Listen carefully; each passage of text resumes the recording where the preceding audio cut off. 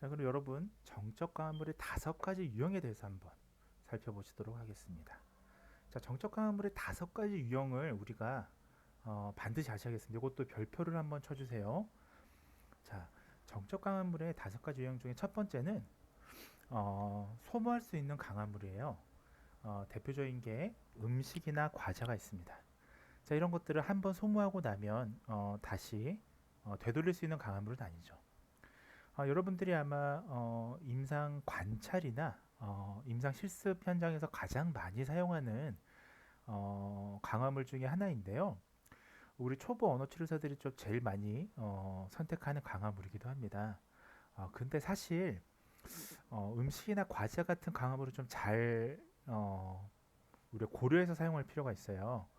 왜냐하면 예를 들면 사탕 같은 경우 아이들한테 잘못 주면 이게 발달장애 아이들 같은 경우에 삼킴 기능이 좀 저하된 아이들 같은 경우에는 사탕 같은 거 잘못 먹으면 어떻게 되나요?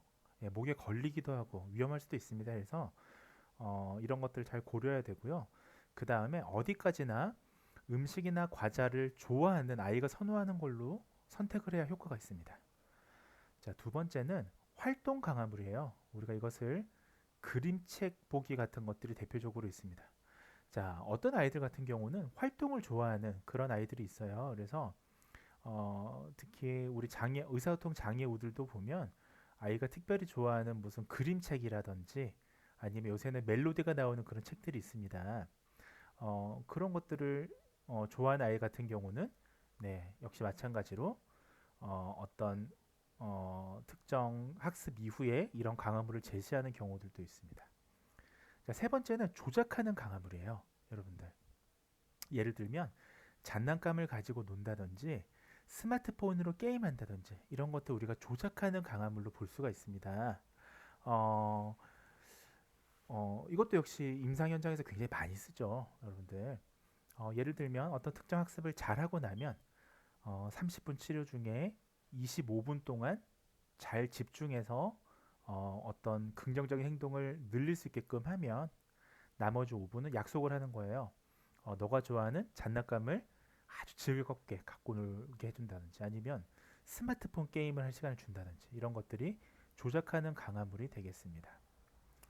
자, 그 다음에 이게 2번하고 결정적인 게 뭐가 다르냐? 예, 그림책을 보는 거는 그냥 활동에 가깝고요. 예, 장난감이나 스마트폰 게임은 그냥 단순히 보는 게 아니라 어떻습니까? 조작을 하잖아요. 예, 이런 거는 조작하는 강함이 들어갑니다. 자, 네 번째는 소유하는 강화물이에요, 여러분들. 인형 같은 경우는 우리가 대표적인 소유물이죠. 그래서 만약에 아이들이 굉장히 학습을 잘했다 했을 때 이 인형을 갖고 노는 게 아니라 준다든지 하는 것들이 되겠습니다.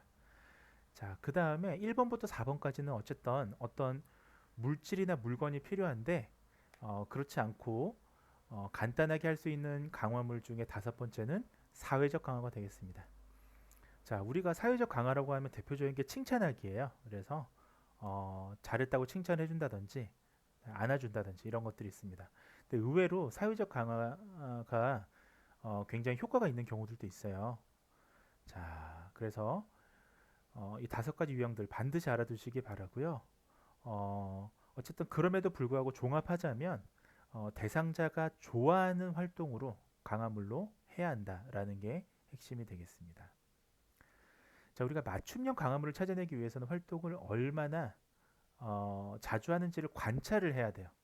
자, 우리가 사실 아이가 어떤 강화물을 좋아하는지, 인형을 좋아하는지, 음식을 좋아하는지, 뭐 장난감 가지고 노는 걸 좋아하는지 우리가 어떻게 알겠습니까?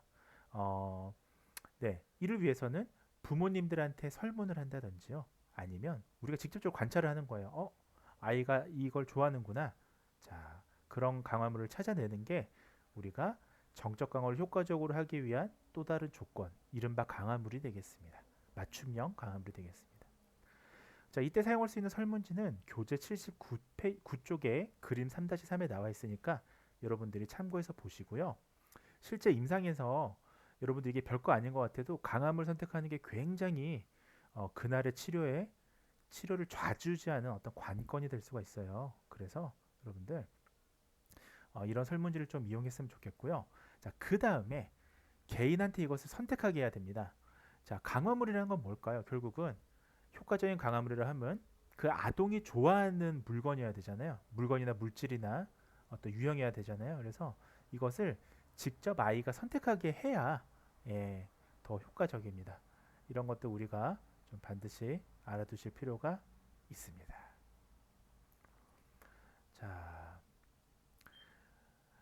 자, 근데 여러분들 아무리 관찰해도 또 아무리 부모님 설명을 들어도 설문을 해도 이 아이가 도대체 이 아이한테 딱히 맞는 강화물이 없을 것 같다. 이렇게 확신이 없을 때가 있어요. 충분히 그럴 수 있습니다. 예를 들면 거의 무반응이라든지요. 그리고 사회성이 극히 떨어지는 아이들 같은 경우는 어떤 강화물을 좋아할지 우리가 사실 막막한 경우들이 있습니다. 자, 이렇게 확신이 없을 때의 지침이 있습니다. 그래서 몇 가지 좀 살펴보시도록 하겠는데요. 자, 첫 번째는 강화물이 없이도 나타나는 행동을 선정을 합니다. 자, 일반적인 행동이 되겠죠. 자, 그 행동에 대해서 강화 품목을 제시를 해줘요. 예, 이것은 여기서 말하는 강화 품목은 치료사가 결정을 해야 되는 거예요. 예를 들면 과자일 수도 있고요, 인형일 수도 있고 놀이일 수도 있습니다. 자, 이것을 일단 제시를 해보는 거예요. 자, 그리고 나서 결과 발생을 관찰을 합니다. 자, 근데 이때 만약에 행동이 증진됐어요. 그렇다면 이것은 효율적인 강화물인 거죠. 근데 만약에 증진되지 않고 아무런 뭐 관심도 없더라 아이가, 그러면 이거는 강화물이 아니니까 또다시 다른 품목을 또 제시해 보는 겁니다. 자, 여러분들 정적 강화물이라고 하면 결론적으로 반드시 행동을 어떻게 해야 됩니까? 증진시켜야 되는 거예요. 정적 강화물은 반드시 행동을 증진시켜야 되는 겁니다. 따라서 예, 이 행동의 증진을 발생하는 그런 강화물을 찾아야 되는 거예요. 자, 언어 치료 현장에서 보면 효과적인 강화물을 사용하지 못하는 그런 실수들이 종종 발생합니다. 예를 들면 특정 물건이나 사건이 행동에 효과가 있어야지만 이것을 우리가 강화물로 정의를 하는데 그렇지 못한 경우들이 있어요. 자, 그래서 여러분들 그때는 자, 위에 말씀드렸던 이 절차 있죠? 맞춤형 강화물에 대한 확신이 없을 때는 이런 절차를 통해서 아이에게 효과적인 강화물을 찾아라. 자, 이런 것이 우리가 임상에서 필요한 스케일이 되겠습니다. 자, 지금 우리가 하고 있는 게 뭔가요? 예, 벌써 잊으신 건 아니죠? 네, 우리가 하고 있는 건 정적 강화에 효과를 미치는 요인들이에요. 예, 자, 이런 것들이 잘 돼야 정적 강화가 효과적이고, 자, 때로는 정적 강화를 효과적이지 못하게 망치는 그런 요인들이 뭔지 지금 보고 있었습니다. 세 번째는 동기화 조작이에요. 자, 여러분들 요 앞서 두 번째는 좀 이해가 가셨을 텐데 세 번째부터는 용어가 어려우니까 자, 한번 살펴보시죠. 자, 동기화 조작. 이건 뭐냐? 결론적으로 얘기하면 강화물의 효과입니다. 자, 여러분들 어떠세요? 강화물이란 게 계속 효과가 있을까요? 아이에게 사탕을 하나 줬어요. 그 사탕은 영원 불멸하게 효과를 가져올까요? 그렇지가 않습니다. 강화물의 효과는 시시각각 변합니다. 자, 이것에 초점을 맞춰서 세 번째 동기화 조작은 이것이 결핍과 포화라는 두 가지 용어를 우리가 알아두셔야 될 필요가 있습니다. 이거 중요합니다. 8가지 다 중요한 거니까 꼭 정리하세요. 자, 결핍이냐 포화냐인데, 자, 일반적으로 강화물은 결핍 기간이 길수록 더 효과적이에요. 이거 반드시 알아두세요. 자, 강화물은 결핍 기간이 길수록 강화물로 더 효과적입니다. 자, 결핍이라는 건 뭐냐면 강화물을 제시하지 않는 그 일종의 그 기간이에요. 자, 이게 무슨 말이냐? 자, 예를 들면 보세요. 자, 강화물로 장난감이라고 우리가 가정해 볼게요. 자, 직전에 장난감으로 놀던 아이한테 막 자동차 장난감으로 재밌게 놀았어요. 이건 이 아이한테 강화물입니다. 맞춤형 강화물인데 이 아이한테 또 행동을 잘했다고 또 장난감을 1시간 갖고 논 아이한테 또 줬어요. 이거 강화가 첫 번째만큼 효과적이었을까요? 네. 첫 번째만큼 효과적이지 못합니다. 자, 이른바 결핍이 길어야 되는데 결핍되지 않은 거예요. 이른바 포화가 발생한 겁니다. 자, 강화물의 효과가 포화된 거예요. 이미 아이가 만족할 만큼 만족했는데 그만큼 더 줘봐야 효과적이지 못하죠. 여러분들도 생각해 보세요. 여러분들이 치킨이 여러분들의 강화물이에요. 네. 자, 근데 치킨을 이미 한 마리 먹고 왔어요. 한 마리 먹고 왔는데 또 한 마리를 더 준다면 여러분들한테는 치킨은 포화 상태인 거예요. 예, 즉 강화물이 효과가 포화인 겁니다. 자, 그래서 결핍이냐 포화냐 이것을 우리가 다른 말로 동기화 조작이라고 해요. 자, 줄여서 MO라고 합니다. 동기화 조작. 예, 용어 알아두세요. 자, 이 동기화 조작이라는 게 무슨 명칭을 사용하는 거냐? 자, 이 명칭에 대한 이유가 있습니다. 자, 왜 동기화 조작이라는 용어를 썼냐? 첫 번째는 일시적으로 강화물의 효과를 변화시키기 때문이에요. 자, 결핍되느냐 포화되느냐 이것은 강화물의 효과 자체를 변화시킵니다. 네. 자, 그러다 보니까 두 번째, 강화물로 강화된 행동의 빈도도 변화시키죠. 즉 동기화를 변화시키는 거예요. 여러분들 우리가 행동을 어떤 여러분들이 만들어지는 건 뭐가 있을까요? 결국 행동은 동기화가 있어야 돼. 모티베이션. 자, 내가 저거를 하고 싶다라는 뭔가 동기화가 생겨야 되잖아요.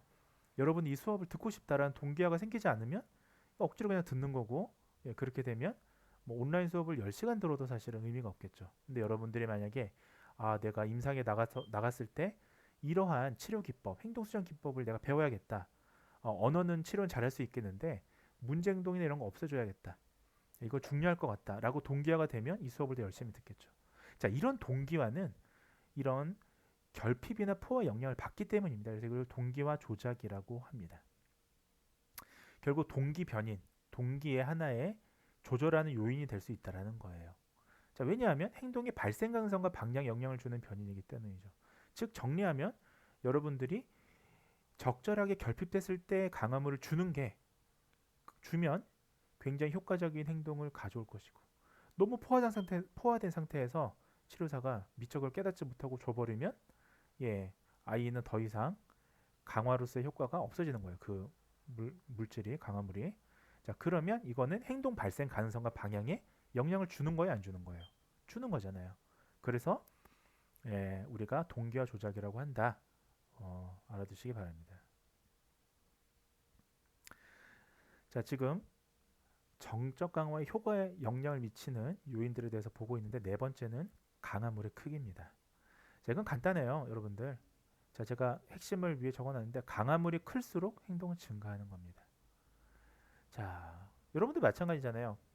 여러분들 뭐 아주 작은 여러분들한테 뭐 제가 한 학기 동안 수업을 잘 들으면 노트북을 주겠다라고 했는데, 그야말로 공책 노트를 주는 거랑 제가 삼성 노트북을 주는 거랑 어떻습니까, 여러분들? 다를 거 아니에요. 행동이 증가되는 게 다른 거예요. 강화물이 클수록, 강도나 이런 게 클수록 행동이 증가되는 겁니다. 자, 강화물의 크기, 양이나 강도는 강화 효과에 영향을 미치는 중요한 결정 요인입니다. 자, 오래된 연구인데요. 1979년도에 피저라는 사람이 연구를 했어요. 자, 뭐냐 하면 양치질 연구라는 건데, 이른바 아이들이 양치질 할 때마다 토큰 강화로 해서 나중에 배울 겁니다. 이런 강화물을 줬어요. 자, 근데 하나 줄 때보다 5개 줄 때 행동이 증가하는 겁니다. 자, 여러분들 토큰을 생각하지 마시고 돈이라고 생각해 볼게요. 양치질 하면 1,000원 줬어요. 근데 1,000원 줄 때보다 양치질 잘하면 5,000원을 주는 게 행동을 증가시키는 데 있어서 훨씬 효과적이다라는 거죠. 자, 효과를 보장해주는 강화물의 적정량에 영향을 미친 요인이 있습니다. 자, 첫 번째는 행동의 난이도예요. 자, 여러분들 아무리 강화물이 크더라도 행동 난이도가 너무 어려운 거면 할 수 없죠. 예, 효과적이진 않죠. 할 수 있는 행동이어야 돼요. 여러분들 만약에 여러분들 체조 선수도 아닌데 갑자기, 예? 그 피겨스케이팅 선수도 아닌데 이 뭐예요 이거? 트리플 더블을 하면, 여러분들한테 트리플 점프를 하면 이 뭐 10,000원을 주겠다 한다고 여러분 할 수 있는 건 아니잖아요. 예. 두 번째는 대체 강화물을 얻을 수 있는 경쟁 행동의 활용 가능성, 이런 것들이 효과를 보정해주는 강화물의 적정량 영향을 미친 요인이다 아셔야 됩니다. 자, 강화물의 크기는 증가를 원하는 행동을 강화할 수 있을 만큼 충분해야 됩니다. 자, 여러분들 강화물이 그만큼 중요한 거예요. 이 정적 강화에서 아이가 별로 아무리 초콜릿을 좋아한다고 해도 아이한테 눈곱만한 초콜릿요 5mm짜리 하나를 주면 아이가 별로 눈도 하나 깜짝 안 하죠. 아이의 행동을 변화시킬 수 있을 만큼 준다면 적어도 초콜릿 조각 하나 정도는 줘야 효과적일 거 아닙니까? 자, 그런 말입니다. 자, 목표 달성을 위해서 한 회기에 여러 번 시행이 필요한 경우들이 있습니다. 자, 일반적인 사람들이라면 강화물의 크기를 계속 이렇게 뭐 여러 번 시행하거나 반복 시행할 필요는 없어요. 자, 근데 장애우들, 특히나 지적인 문제를 가진 발달장애 언어치료 아이들한테는 한 회기 여러 번 시행이 필요할 때가 있습니다. 왜냐하면 반복을 하거든요. 여러분들 그 언어치료 실습 때 배우셨을 겁니다. 드릴 뭐 이런 거 배웠죠. 반복. 자, 그럴 때마다 강화를 해야 되는데 대표적인 게 발달장애 언어치료. 예, 이런 아동들 언어치료할 때는 어떻게 합니까? 자, 매 시행마다 자, 강화물의 크기를 작게 해야 돼요. 자, 왜 작게 해요? 여러 번 줘야 되니까. 자, 그럼 이게 무슨 말이에요? 포화를 최소화한다. 자, 이게 중요한 거예요, 여러분들. 자, 강화물을 작게 해서 포화를 최소화해야 되는 거예요. 자, 초콜릿을 좋아하는 아이가 있습니다. 이 아이가 아무리 초콜릿을 좋아해도 초콜릿 하나 이상을 못 먹어요. 예를 들면 큰 초콜릿, 이 손바닥만한 초콜릿. 그럼 여러분들 얘가 자랄 때마다 여러 번 이제 강화를 시켜줘야 되는데 반복해서 이 치료 회기 때마다 이 치료 회기 안에서 여러분들 어떻게 합니까? 10분마다 강화를 해줘야 되는 상황인데 초콜릿 한 번에 다 줍니까? 그러면 포화가 오잖아요. 아이는 더 이상 초콜릿을 원하지 않는 거예요. 배 부르니까. 그럴 땐 어떻게 합니까? 작게 해서 네 줘야 되고요. 회기당 강화 횟수는 최대화해 줘야 되는 거예요. 자, 그래서 강화할 때 횟수는 좀 많이 해줘야지 반복할 때 효과가 있습니다. 예를 들면 한 회기에 30분인데 15분 단위로 2번 하는 거랑 강화를 만약에 5분 단위로 6번 하는 거랑 뭐가 더 효과적일 것 같아요? 5분 단위로 6번 하는 게 낫죠. 초콜릿을 좀 잘게 자르더라도 너무 작으면 안 되고요. 잘게 자르더라도 6번 30분 동안 강화해 주는 게 훨씬 더 효과적인 겁니다. 자, 그래서 결론적으로 강화물의 크기는 영향을 미치는 요인이다. 알아두시면 되겠고요.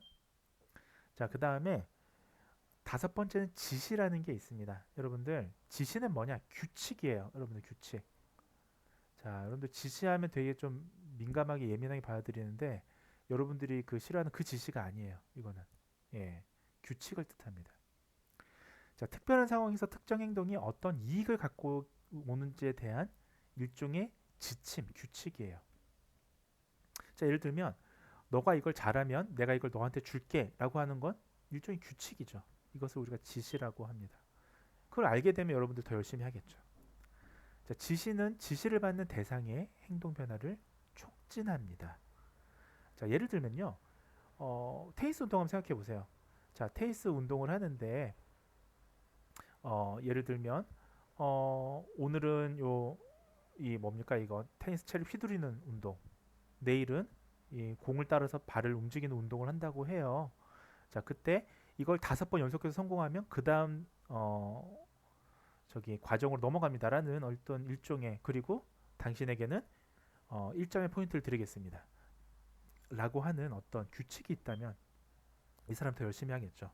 그 다음 걸 배우고 싶고 그 다음 걸 배우고 싶고. 자, 그런 거 아니겠습니까? 자, 지연된 강화의 영향을 줍니다. 자, 여러분들 지연된 강화라는 게 뭘까요? 지시, 지연된 강화. 이쪽이 중요한 거예요. 지시는 지연된 강화 영향을 줍니다. 지연 강화라는 거는 강화물을 즉각적으로 제시하는 게 아니라 한참 후에 주는 걸 얘기해요. 그래서 지연된 강화라고 합니다. 예를 들면 여러분들 복습을 반복하면 학기 말에 좋은 성적을 받게 될 거야라는 일종의 규칙이 있어요. 내가 이 영상을 여러 번 들으면 내가 나중에 좋은 성적 받을 수 있을 것 같아. 여기서 강화물은 좋은 성적이 되겠죠. 여러분들 마찬가지잖아요. 자, 근데 지금 어떻습니까? 좋은 성적은 지금 바로 받는 건 아니잖아요. 복습 한 번 했다고 어떤 물질이 생기는 건 아니었습니다. 하지만 나중에 좋은 성과를 받게 될 거야. 예, 이런 것들 일종의 지시고 이것은 지연 강화 효과를 주는 거예요. 그러니까 좋은 성적을 받기 위해서 열심히 하겠죠. 자, 그다음에 지적 수준이 낮은 대상의 교육에 도움이 됩니다. 예를 들면 A를 하면 B를 받게 될 거야라는 것들. 예, 이거는 여러분들 좀 그러니까 인지 수준이 떨어지면 떨어질수록 그런 대상에게는 지시 규칙을 알려줘야 돼요. 그러니까 이걸 하면 너한테 이게 이렇게 될 거야. 예를 들면 너가 이걸 30분 후 치료를 잘 받으면 너가 좋아하는 장난감을 갖고 놀게 해줄게. 이런 것들이죠. 자, 그래서 이런 지시, 규칙은 결국 뭐다? 지연 강화에 영향을 주는 아주 정적 강화에 효과적인 그런 요인이다.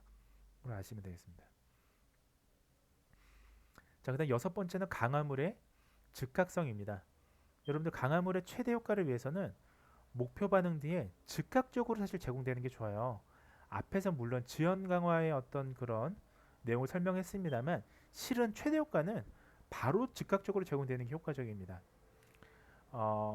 예를 들면 뭐 여러 가지 이제 얘가 나오는데요. 한번 85초 한번 읽어보시고요. 뭐 동물 같은 경우에는 반응 뒤에 30초 이상이 지난 후에 강화하면 효과가 없어요. 왜 나를 칭찬해 주지? 이렇게 생각합니다. 물론 인간이 동물은 아니에요. 하지만 우리 언어 치료에서 주로 치료 대상자인 그런 발달장애나 지적장애 아동들 같은 경우는 인지가 낮으면 낮을수록 인지 수준이 낮을수록 즉각적으로 강화해 주는 게 효과적이에요. 네. 자, 하지만 오랫동안 지연된 강화물은 또 인간에게는 효과를 줍니다. 동물하고 또 달라요. 그래서 반응과 지연된 강화물 사이에 중재를 이어주는 사건이 있으면 효과적이다. 이거는 자기 진술이라고 하는데요. 87쪽 한번 읽어보세요. 이패소를 얻기 위한 행동이 있습니다. 그래서 내가 이 행동을 잘하면 나중에 이패소를 얻을 수 있을 거야. 2만 원 얻을 수 있을 거야. 이런 어떤 자기 진술 이런 것들이 지연 강화 효과를 주더라. 교재를 좀 읽어보시기 바랍니다.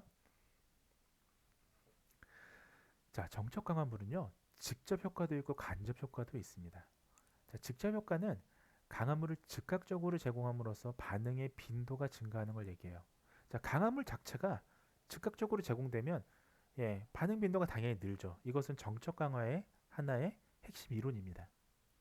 근데 정적 강화물은 간접 효과도 있어요. 자, 강화물이 지연되더라도 우리가 강화물에 의해서 반응이 강화됩니다.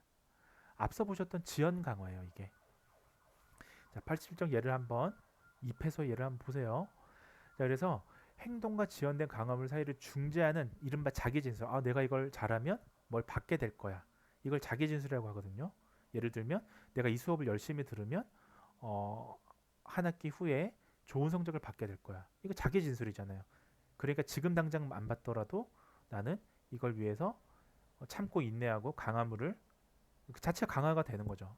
내가 한 학기 후에 좋은 성적을 받을 거야 라는 거. 이런 자기 진술 때문에 간접 효과가 있는 겁니다. 자, A를 하면 B를 받게 될 거야 라는 거예요. 자, 적정 강화물의 직접 간접 효과를 구분하는 건 임상가한테 매우 중요합니다. 자, 목표 행동 이후에 즉각적으로 강화물을 제공할 수 없다면 강화물의 지연과 관련된 지시를 제공해야 되는 거예요. 자, 그래서 만약에 여러분들이 항상 생각해 보세요. 물론 직접 효과, 강화물을 즉각 제공하는 게 가장 좋아요. 자, 근데 여러분들 매번 강화물을 이만큼씩 갖고 있을 수 있나요? 어떤 아이가 예를 들면 전동 킥보드를 타는 게 좋아요. 강화물이에요. 여러분들 전동 킥보드를 항상 들고 다닐 겁니까? 그건 아니잖아요. 자, 그러니까 즉각적으로 강화물을 제공할 수 없는 상황이 되게 많습니다. 그럴 때는 지연과 관련된 지시를 제공해야 된다라는 거예요. 자, 이제 일곱 번째입니다. 수반적 강화와 비수반적 강화라는 게 있습니다. 이거 되게 중요한 겁니다. 이것도 좀 새로운 용어죠. 자, 수반적 강화라는 건 뭐냐 하면 행동 직후에 제공하는 거예요. 자, 결국 제가 이 밑에다가 이렇게 키워드를 다시 달아놨어요. 이 책에는 안 나오는 건데 제가 달아놓은 거예요. 그러니까 자, 수반적 강화는 뭐냐?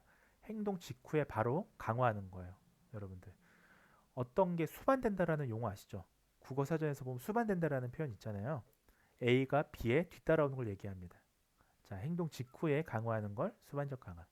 자, 비수반적 강화라는 건 뭐냐면 행동 직후가 아니라 특정 시간에 강화하는 걸 얘기합니다. 자, 특정 시간마다 강화물을 제공하는 거예요. 이건 행동하고 무관하게 주는 거예요. 예를 들면 아이가 예를 들면 여러분들처럼 집중력이 좀 만약에 조금 떨어지는 여러분들 비하하는 건 절대 아닙니다. 여러분들이 이렇게 이 수업이 어렵다 보니까 집중력이 떨어진다면 제가 만약에 여러분들을 30분마다 포인트를 1포인트씩 준다는 거예요. 예를 들면 만 원씩 주는 거예요. 그럴 돈은 없지만 만 원씩 주는 거예요. 그러면 여러분들 이거는 시간마다 주는 거잖아요. 30분, 1시간, 1시간 반. 이렇게 주는 걸 비수반적 강화라고 합니다. 자, 차이 아시겠나요? 특정 행동 직후에 주는 강화물을 수반적 강화, 특정 행동과 무관하게 특정 시간마다 강화물을 제공하는 걸 비수반적 강화라고 하는 겁니다. 자, 예를 들면 이런 거죠. 오늘 치료 잘 받으면 치료 끝나고 사탕 줄게. 예, 이런 거요. 아이가 어느 치료를 잘 받았는지는 우리는 알 수 없지만 어머니들은 치료 끝나면 사탕을 주죠. 예, 꼭 잘 받아야 주는 건 아니잖아요. 어머니들 그냥 주는 어머니들도 있습니다. 치료실에 오기 싫어하는 아이들한테 치료 잘 받고 나면 끝나고 줄게. 끝나고 주는 거죠. 여기서 핵심은. 이런 거 비수반적 강화입니다. 자, 근데 문제는 뭐냐 하면 비수반적 강화는 출석률을 높일 수는 있어요. 근데 행동의 강화 효과가 좀 적습니다. 수반적 강화에 비해서. 자, 예를 들면 수영 연습을 할 때 예를 들면 수영 1시간, 2시간 뭐 하면 그때마다 뭘 준다고 해보세요. 미친 듯이 수영하진 않겠죠. 예, 그냥 그 시간만 지나면 주는 거니까 출석률만 높이는 거예요. 자, 여러분들 제가 만약에 뭐 30분씩 수업을 잘 들으면 그냥 들으면 제가 뭘 준다고 가정해 볼게요. 10,000원씩 준다고 가정해 볼게요. 여러분들은 겁나게 와서 이게 수업은 듣겠지만 여러분들 학습이 늘진 않을 겁니다. 왜냐하면 집중하지 않고 그냥 시간만 때워도 줄 테니까. 예, 이런 건 좋지가 않아요. 비수반적 강화. 자, 그래서 행동을 증진시키기 위해서는 행동 직후에 강화가 있어야 됩니다. 여러분들이 잘 했을 때 제가 그 친구들한테 칭찬해 준다든지 하는 것들은 직후에 강화를 해줘야지. 예를 들면 1시간 후에 뭐 한 학기 지난 이후에 너 그때 잘했더라 얘기하는 거는 큰 효과가 없죠. 자, 강화물이 제공된 바람직하지 않은 행동을 증가시킬 수도 있어요. 자, 이것을 우연적 강화라고 합니다. 미신적 행동이라고 표현하기도 합니다. 뭐냐 하면 이런 거예요. 예를 들면 시간마다 강화를 해주는 거니까 아이가 어느 날 뭐 때가 돼서 이제 강화를 주는 거잖아요. 시간이 돼서. 근데 그때 우연한 행동 하나를 한 거예요. 그러면 이게 내가 잘해서 칭찬받는 건가라고 이런 행동을 증가시킬 수도 있습니다. 예를 들면 아이가 뭐 머리를 긁었는데 그 시간에 딱 맞춰서 우연찮게 근데 강화물이 주어졌어요. 그러면 아이는 머리 긁으면 강화를 주는구나라고 오해할 수도 있는 거죠. 자, 그래서 비수반적 강화는 좋지 않다라는 겁니다. 핵심은. 자, 예를 들면 문제 행동을 모르는 상황에서 갑자기 아이스크림 사러 가자라고 엄마가 얘기하면 아이가 그 문제 행동을 했을 때 때마침 아이스크림을 사러 가자고 얘기를 들었으니까 이게 강화가 되는 거죠. 이 문제 행동이. 이건 좋지 않은 겁니다. 자, 슬롯모션 하면 손가락 꼬는 행도 마찬가지예요. 우연적인 강화잖아요. 손가락 꼬고 있다가 우연찮게 슬롯모션이 땅땅땅 짝팟이 터졌어요. 당첨이 됐어요. 근데 손가락 꼰 건 그냥 우연인데 그 다음부터는 슬롯모션 할 때만 손가락 꼬는 거죠. 예, 이런 행동 좋지 않죠. 물론 저는 뭐 슬롯모션이 뭔지 잘 몰라요. 자, 8번째입니다. 강화 프로그램의 점진적 축소와 자연적 강화물로의 대체가 있습니다. 자, 이게 마지막 정적 강화에 영향을 미칠 수 있는 8번째 요인이에요. 자, 자연적 강화물. 자, 여러분들 결국은 행동 수정의 최종 목표는 뭘까요? 최종 목표. 예, 맞아요. 최종 목표 일반화예요, 일반화. 뭘 꼭 줄 때만 잘하거나 뭘 꼭 이런 교실대 상황에서만 잘하는 게 아니라 아이가 항상 잘하기를 바라는 거잖아요. 네, 그걸 우리 일반화라고 합니다. 나중에 다른 챕터에서 일반화의 종류에 대해서도 배울 거예요. 자, 어쨌든 지금 말씀드리고 싶은 건 일반화가 목적인데 결국은 프로그램의 이 프로그램 점점 축소해서 없애야 되고요. 강화물도 나중에는 물질적인 게 아니라 그냥 자연적인 강화물로 대체가 돼야 되는 겁니다. 자연적 강화물이라는 게 뭐냐면 언어 사회적 행동이라는 게 일상적 환경에서 타인의 반응에 강화되는 거예요. 자, 예를 들면 여러분들 보세요. 여러분들 중에 그런 친구들 있다고요. 그냥 평범한 친구였어. 호남대 왔어. 평범한 친구인데 공부하다가 원래 한 번도 주목받지 못한 친구예요. 제 말 거짓말 아닐 거예요. 그런 친구가 있는데 어느 날 열심히 좀 공부했더니 갑자기 성적도 좋게 받고 주변 사람들한테 인정받고 친구들한테 인정받고 그러니까 어떻게 됩니까? 그 다음부터는 1등을 놓치지 않고 열심히 하죠. 예, 열심히 하지 말라고 해도 그 친구는 열심히 합니다. 강화가 된 거예요. 이때 강화물은 뭔가요? 주변 사람들에 대한 인정, 이런 것들, 인정 욕구, 이 크거든요. 자, 이런 게 자연적인 강화물인 거예요. 꼭 뭘 주지 않더라도, 물질을 주지 않더라도, 자, 반대로 프로그램에 대한 강화물은 뭡니까? 전문가에 의해서 체계적으로 계획된 강화물이에요. 예. 만약에 똑같이 칭찬을 한다고 해도 전문가가 이 친구가 뭘 잘했을 때마다 한 번씩 칭찬해야지라고 계획된 거면 이거는 프로그램화된 강화물이고요. 자, 이거의 반대말인 자연적 강화물은 그냥 자연스럽게 여러분들이 잘하면 주변에서 쟤 잘하는 애인가 보다. 예, 저 친구 이번에 성적 우수 장학금 받았대. 이런 거는 그냥 자연스러운 반응이잖아요. 네, 주변 사람들의 이런 거는 자연적 강화물이라고 그래요. 결국은 자연적 강화물로 대체되는 게 정적 강화의 핵심입니다. 예, 궁극적인 목표입니다.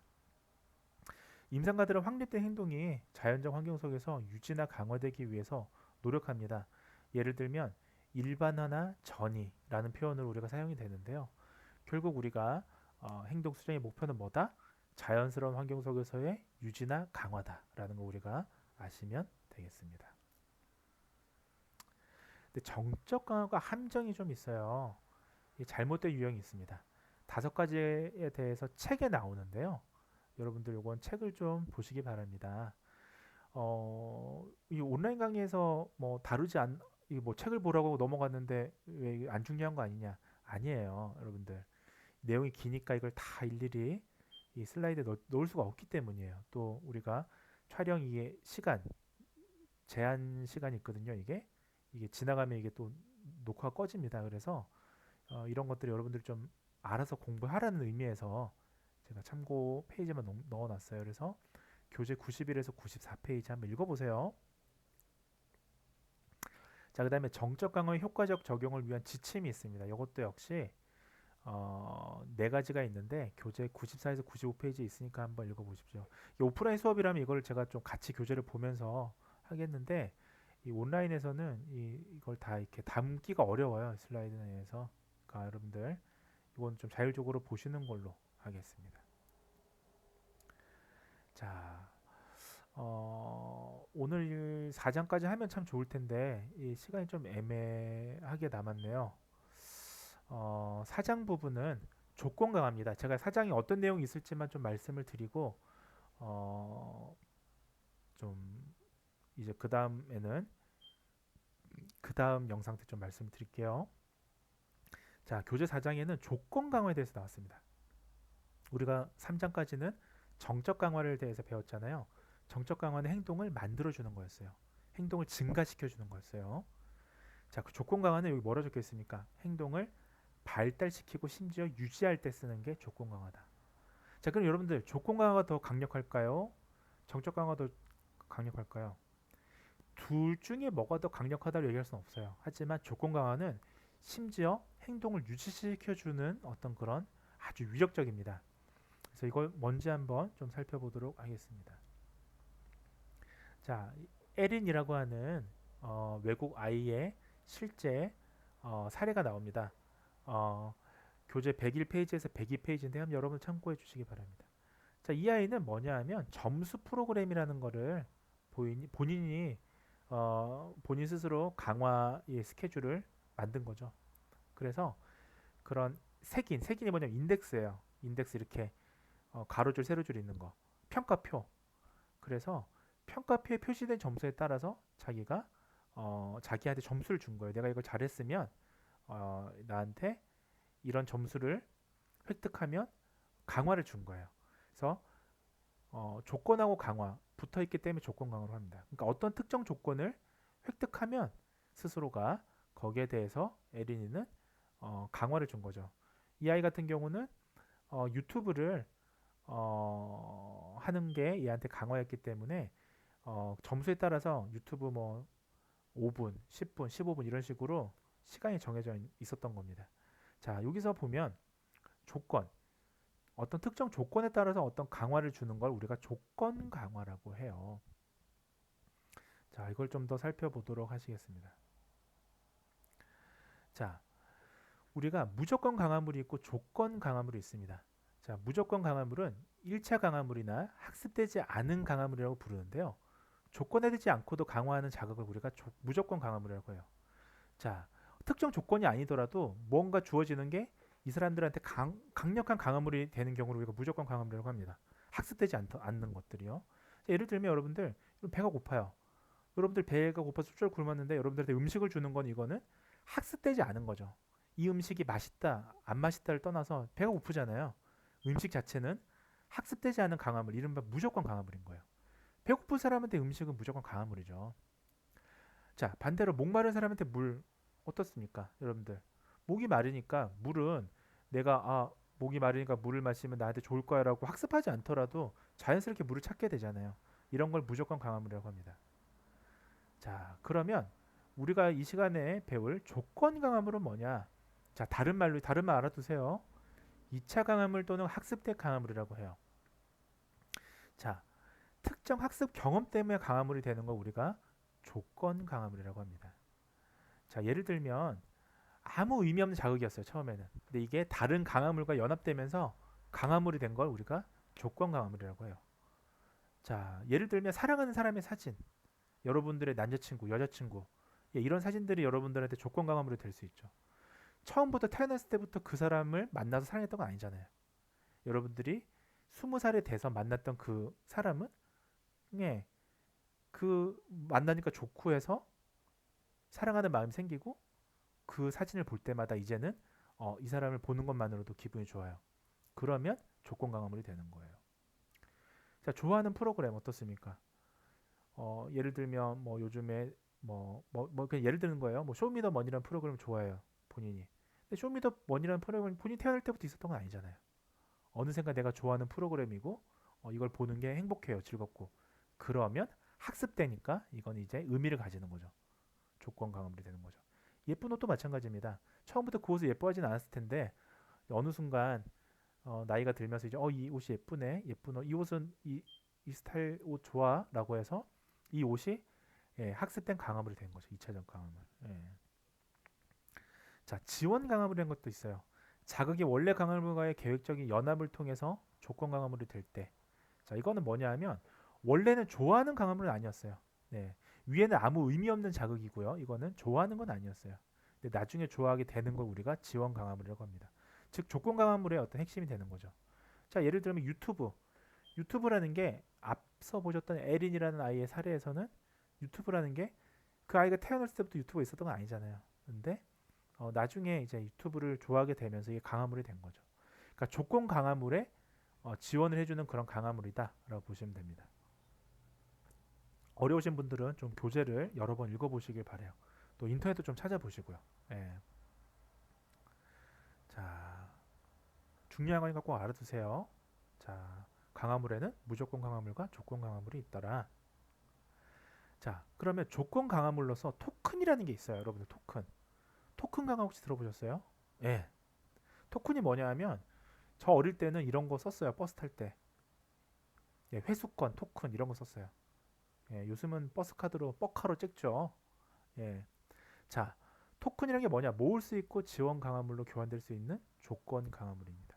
자, 이걸 모으면 나중에 내가 좋아하는 강화물, 자, 지금 좋아하게 된 지원 강화물과 교환할 수 있는 거예요. 그런 조건 강화물, 조건이 있는 강화물인 거예요. 자, 이것을 우리가 토큰 시스템, 토큰 경제라고 합니다. 특정 행동을 하면 토큰을 받을 수도 있고요. 자, 토큰을 지원하는 강화물, 사물이나 활동으로 바꿀 수 있는 이런 프로그램을 토큰 경제라고 합니다. 여러분들 혹시 교회 다니는 사람들 달란트라고 아시죠? 달란트. 교회 다니는 사람들 교회 열심히 출석하거나 잘하면 뭐 어떻습니까? 그 주잖아요. 달란트를. 그걸 모으면 어떻게 됩니까? 나중에 바자회 때나 이럴 때 현금처럼 쓸 수 있죠. 이런 것들. 이런 거를 우리가 토큰 경제라고 할 수 있죠.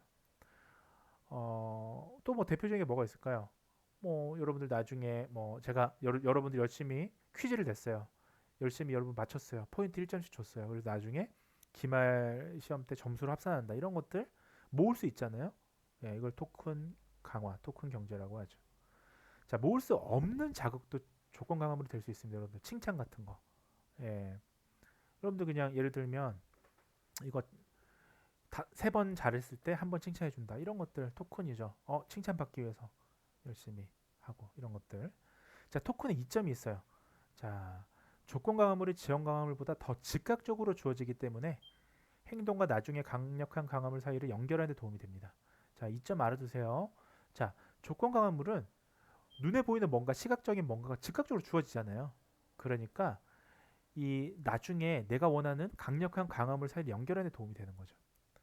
자, 예를 들면 참 잘했어요 도장 하나 자체는 뭐 큰 건 아니지만 이거를 10개 모으면 내가 원하는 뭔가를 받을 수 있다. 그러면 참 잘했어요 자체가 내가 갖고 싶은 하나의 지원 강화물이 되는 거고, 이것이 나중에 엄청 잘했을 때 한번 받는 게 아니라 여러 번, 10번 받을 때마다 그 간격 이게 연결되잖아요.